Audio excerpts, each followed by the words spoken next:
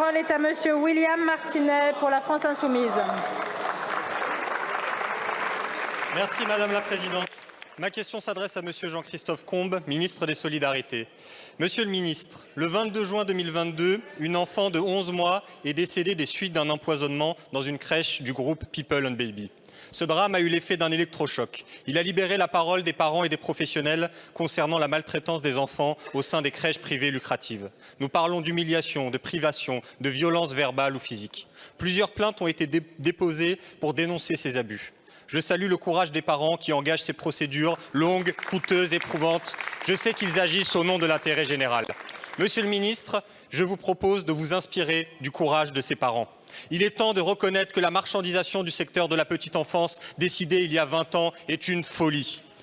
Ces crèches privées sont arrosées de subventions publiques qui représentent les 2/3 de leur chiffre d'affaires et qui payent les dividendes des actionnaires. Les actionnaires, parlons-en. Le groupe Babylou, par exemple, a comme actionnaire majoritaire le fonds Antin Infrastructure, 2,6 milliards de capitalisation boursière, des investissements dans les pipelines en mer du Nord, la fibre optique aux Pays-Bas ou le ferroviaire en Italie. Vous conviendrez que nous sommes bien éloignés de la puériculture. L'exigence de rentabilité de ces fonds d'investissement se répercute sur la gestion des crèches. Des personnels non qualifiés sont recrutés, les taux d'encadrement ne sont pas respectés, les économies sont faites à tout prix. 2 couches maximum par jour, a témoigné une professionnelle.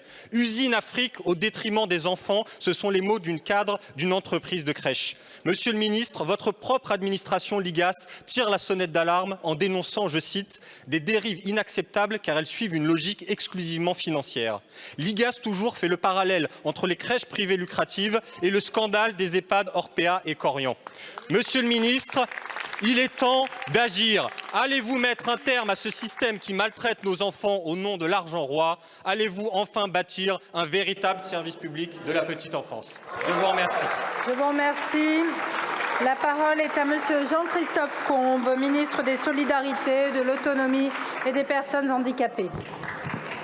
Merci Madame la Présidente, Mesdames et Messieurs les députés, Monsieur le député Martinet. Merci pour votre question qui me permet de revenir sur le très bon rapport que m'a remis le 11 avril dernier l'Inspection générale des affaires sociales, que j'avais moi-même diligenté en juillet, une semaine après ma nomination.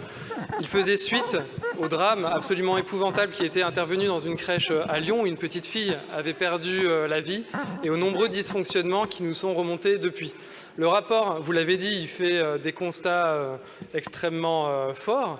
Il décrit d'abord des situations qui sont très hétérogènes. Vous décrivez une situation très noire, mais il faut quand même dire que dans la grande majorité des cas, les professionnels exercent leurs fonctions dans de bonnes conditions.